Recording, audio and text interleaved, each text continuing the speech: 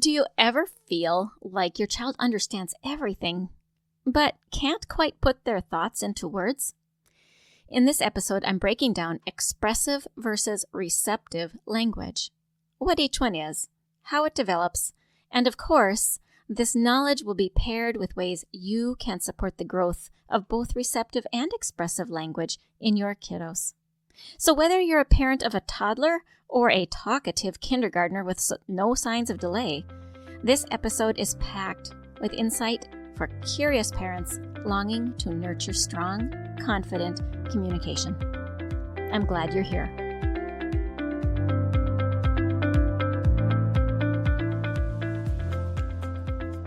Does your child have a speech-language delay and you really want them to talk? Do difficult behaviors derail home life and you know the frustration is a communication struggle? Does your child see a speech therapist and you wonder, what do they do and how can I help? If these or similar questions are in your mind, this podcast is for you. Hello, my name is Dinalynn Rosenbusch. I am a speech-language pathologist that has worked with children from birth to 21 for 3 decades. And in my classrooms, I see you wanting to connect with the heart of your child, but their speech and language skills create a barrier. So if you have a kiddo that has difficult behaviors, needs to expand their language or learn to say speech sounds, and maybe even receives speech therapy, stay tuned. Because in this podcast, you will learn how to use your daily life as a tool to communication practice and how to do that practice. You will become confident knowing you are making the difference you want to make. And you will hear success stories of parents who have navigated these struggles already. We'll do this all while focusing on building deep, meaningful connection and confidence in your kiddo. So grab a cup of coffee along with a notebook and pen. It's time to speak in the way your child's brain understands. And that is the language of play. May starts next week, and May is National Speech Language Hearing Month in the United States, which provides an opportunity to raise awareness about communication disorders. So with that in mind, every week in May, we have guest interviews of people who tell about their experience with a child that has a communication disorder. And they also tell what it was like working with the speech-language pathologist, or the SLP, and then the impact that it had on their family and children. Of course, my whole podcast has been speckled with past episodes of stories like this, but in May, we're going to spotlight these stories due to Better Speech, Language, and Hearing Month. And so while the field of speech pathology is highly specialized, I believe it can be made accessible to parents like you. And when it is, you can implement step by step what we show you. And even so, some parents mistakenly think they can't make the changes. But I'm telling you, you can. The problem is that some of you do not have a speech pathologist accessible to you. This is a large part of why I started the podcast, The Language of Play. By working side by side, whether or not your child has a delay, I can give you the specific skills you need so that you can help your child make the changes you've been hoping for, in the order that you need them for your child to make progress. If you've been concerned about your child and would like a conversation, email me at hello@thelanguageofplay.com or click in the show notes to set up a consultation. I'd be happy to talk it through with you. Now I would like to read a review, as we haven't done that again for a while. So Mimi Gregg says, invaluable resource for parents and educators alike, and leaves 5 stars. This person writes, as an educator and a parent, I can't recommend The Language of Play highly enough. Dinalynn brings such clarity, warmth, and practical wisdom to every episode. Her background as a speech-language pathologist is evident, but it's her ability to make complex topics feel accessible and empowering that really stands out. Whether you're navigating concerns about your child's language development or simply looking for everyday strategies to support communication, this podcast delivers real help with heart. Thank you, Dinalynn, for the work you do. What a beautiful review. Thank you so much, Mimi Gregg. And that is my heart. And so I'm glad that it's apparent. Thank you. And listeners, if you have never yet left a review, I invite you to do it. But this is the first time I'm going to say I have a link in the show notes that makes leaving a review even easier. It is lovethepodcast.com/play. If you click in the show notes, you will see that I have 3 links. One to love the podcast and leave a review, another to follow and subscribe in one click, and another to leave a voice message. So there's more happening all of the time at the Language of Play, and every so often it becomes apparent to you what's been worked on. And this is the newest thing that I'm adding to the show notes. So go check it out. It's super cool. I love anything that makes tech life easier. Now let's get into the main topic of today's message, which is the separating of what is a receptive language and what is expressive language. The simplest way I'm going to explain this is that receptive language is receiving. That would be all of the information that is coming towards you and how well you receive that information, whether it comes in through your ears, through your eyes, or your senses. You're receiving information. Now, language can come in auditorily, and that's most obvious because we are listening to spoken language. But language can also be a person's body language. It can also be sign language. It can also be the written language. So all of those types of language would be coming in through your eyes, wouldn't it? You'd be looking at something that you're reading, or looking at somebody doing sign language, or looking at the body of the person who you're talking to and see if they're slouching, which the language in that would tell you perhaps they're tired. So there's all of this richness of how we receive information. And that means that in any of the areas where we receive information, we can also have a hiccup in our ability to process what we see, what we hear, or otherwise sense. There are multiple, shall I say, pitfalls along the way, or maybe I should say hiccups, or something that is going to stop us from being able to fully process. Expressive language, on the other hand, is taking that which is already inside of you and sending it out. So the way we would send it out then would be through our speech. That would be our oral language. We might send it out through our body, the way we are holding ourselves, the way we are interacting with another person, what facial expression we use, how we use gestures, how we might indicate to another person that we're bored and don't want to listen, or we're excited and really do want to listen. Any of the ways that we take that which is inside of us and send it out through language would be expressive language. Of course, there are other methods of expression that would be song, that would be art, that would be dance, and so many different ways to express ourselves. Now, even though there's many ways to receive and there's many ways to express, today we're going to specifically focus on the receiving and expressing language during the early years. All right, let's begin with receptive language, because generally speaking, receptive language always comes first. Think of your littlest littles, and that would be your infants. They are tuning in to mama's voice. They are listening to the world around them. They're looking, they're watching, but they're not really saying much for language. Their body language does speak, and they tell us through the changes of their cry what they want. But really, they are receiving information. And this stage happens for most of that first year. Our children are receiving and receiving. Now, How many times does a child need to hear a word before we can expect that they will say the word? This number is somewhat variable depending on your source, but I'm going to say one of the stats, which is generally what I use, and that is 400.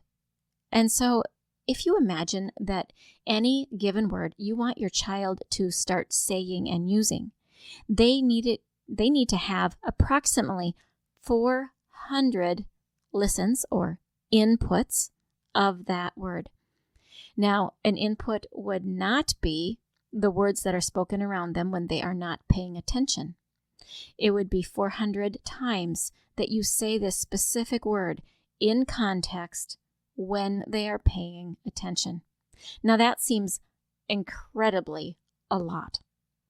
But if you also consider that children aren't generally speaking until closer to a year, that means that they have been listening for a full year, and many words like maybe spoon or cup, tub, potty, these normal common words, you have had many inputs when they are paying attention to what you are saying.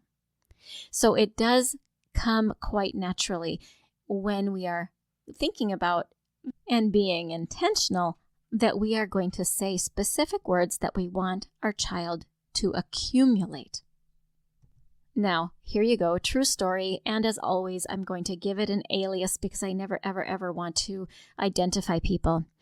We'll say I had one mother come to me, and her name is Angela, and she had a child who we're going to call John, and she said that John isn't speaking.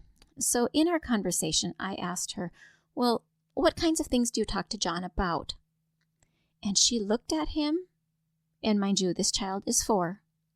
She said, him? Oh, I don't talk to him. He doesn't speak. Now, this child was delayed, yes, but it wasn't because cognitively he was delayed. He was delayed because of a lack of exposure. This mom did not understand the importance of talking with her children and to her children about what was going on in their world so that they could acquire lots of those inputs that are so needed before a child is going to be able to use the words. When I explained to this mama the importance of building receptive language, that would be building we call it a lexicon. That would be the amount of vocabulary words that you have in your mental dictionary. And we want to build that arsenal that our children have of exposure after exposure after exposure so that they can then have a repertoire of words to dig into, pick something, and utilize at the right time in their sentences.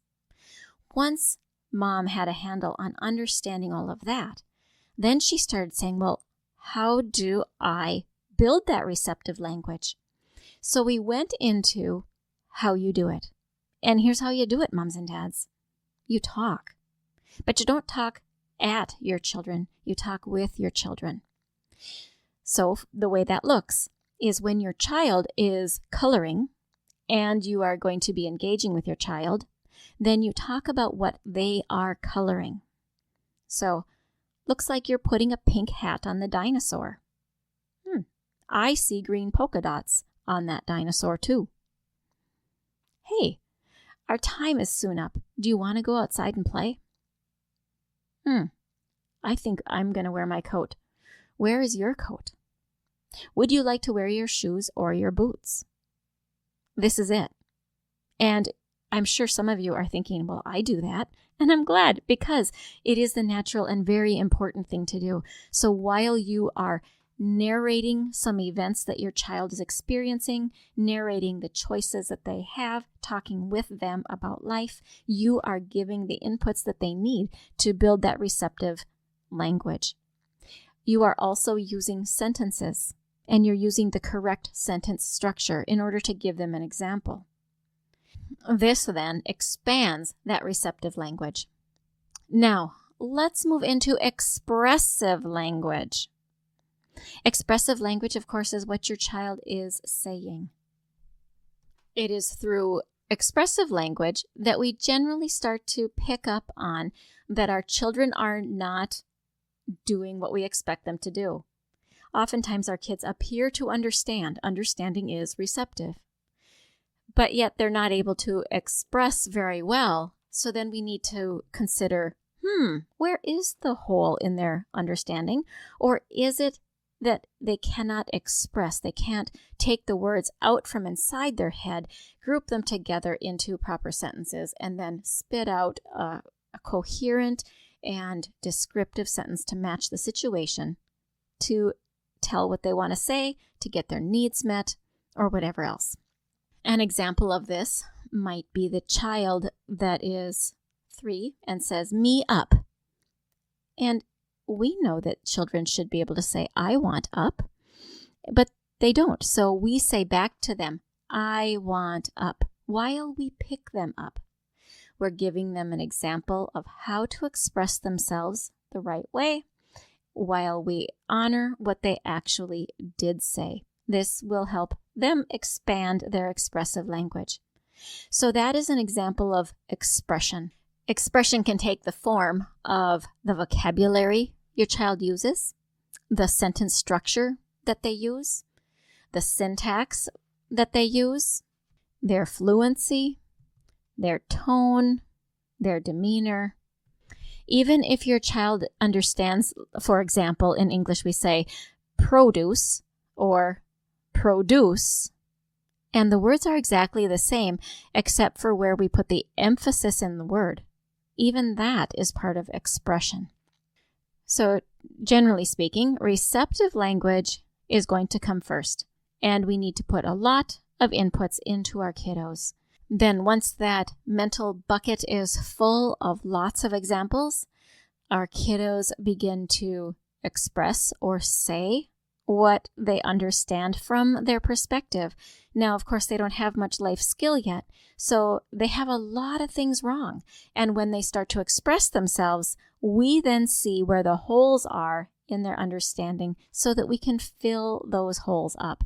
And there are many, many holes. For example, multiple meaning words. Our children might know 1 or 2 meanings of a particular word, but there might be 17 meanings. Also, sometimes the words we say don't actually mean the words we say, and we expect our kids to understand. So we might say something like, "Well, that was a piece of cake," and our children start to expect a piece of cake. And they're not wrong in wondering why they're not getting a piece of cake because you just got done saying it was a piece of cake. But they don't understand that the figurative language means that was easy. As children express themselves, they start to use more plural endings in the right places or maybe in the right way. They start to use the past tense endings correctly. These are examples of how they are expressing themselves. And again, what significance that has for you, parents, is that as you hear them have holes in how they express themselves, so maybe they say childs instead of children, you will see where the gap is. Oh, they didn't understand irregular past tense verbs. And even if you don't think about it like that, you might still think, oh, I need to teach them that children is more than one and child is one. And that's really what it's about. So parents, I would love to hear from you. How did this show resonate with you? How did it sit with you? Did you learn anything today? Email me back at hello@thelanguageofplay.com, and I would love to hear how this information sits with you. As a reminder, share, follow, subscribe, and go to lovethepodcast.com/play to leave your review if you have learned something on this program. Bye for now.